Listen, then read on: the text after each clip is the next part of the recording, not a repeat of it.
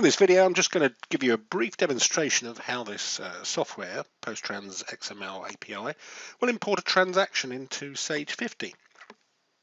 So I've got the program open on the left-hand side there. If you watch our installation video, it explains about multi-company and various other bits and pieces. I'm going to skip over that right now. But effectively what it's doing is it's monitoring an in directory. This is the import directory. It can be designated any directory on your system, but the one that gets installed with the system has a subdirectory called examples. In there is many examples, and they all correlate with the examples that are on our website in terms of the number at the start of them.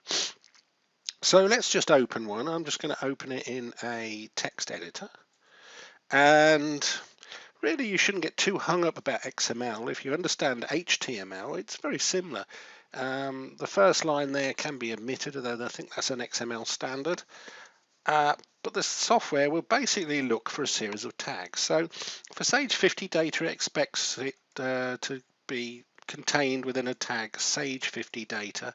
And you can see there's their end tag. So this is a whole record of data. Okay, so for a transaction, we basically start a transaction header and finish down here, and then we have a whole series of lines making up that transaction.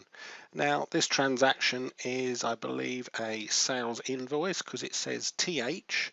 So TH stands for transaction header, so all fields beginning with TH are in the transaction header. So firstly, we set the transaction type to sales invoice. Now that could be a sales credit with an SC, or it could be a PI or a PO or an SO or a PC for a credit and purchase order, purchase invoice, all the rest of it. Very easy to understand.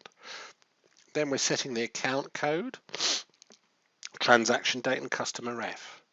Now the idea with PostTrans for Excel was that it looks up all the associated information given the bare minimum. So if I give it a stock code, it sets all the GL codes. If I specify the GL code, then it overrides it. It's very much like entering a transaction within Sage 50 itself. So here we've got the delivery address and a couple of lines of notes which go into Sage.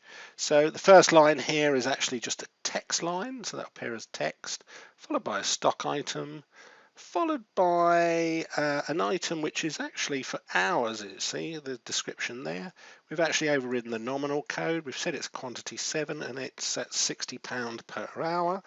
And then we've applied some carriage, which was set up as a non-stock item at £14.95. And then again another little description at the bottom.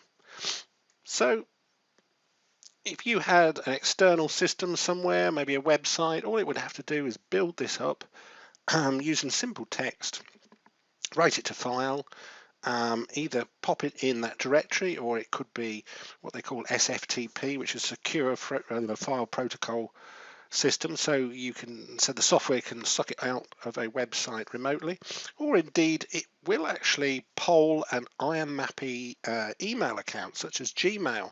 So you could actually be sending orders through on an email and it will bring them into the system. If they fail, they get moved to a failed directory, and if they get imported, then by default they move to an imported directory. It also adds a little comment at the top, so if it fails, it will tell you why it failed. When you look at it in the failed directory, you can then correct the errors and move it to the in directory. If it's actually gone into the system, it will add the transaction reference to the top of the XML file. So anyway, that's a little bit about the sales invoice. Now what I'm going to do is I'm just going to move that to the in directory, and you can see there on the left it should now detect that file in there. It's brought it in. It's called a SI86, I believe, with 5 lines on, and there's the account code. All these descriptions here, look, you can see down below it kind of expands, and you can copy them and paste them and all that sort of business. And there's loads of activity notes and all that sort of business in there. So if we go over to Sage 50 and we select invoices, we should now see an 86. It's actually very similar to one I did the installation video where I showed the same thing really. And here's the transaction itself. So you can see there we had one line of text which is brought in as a product code S1. So we've got the 3 lines of comments and all that sort of gubbins. A stock item calculator, one at £250, very expensive calculator. 7 hours at £60. Okay, and there's the nominal, we overrode that. And the carriage, and again another note. And I believe here somewhere we've got a delivery address, telephone number, etc., etc. That's simple. So yeah, the software can sit in the background polling that, or you could turn the automatic off and a user could maybe run it once or twice a day and just press the import button and monitor the outcome.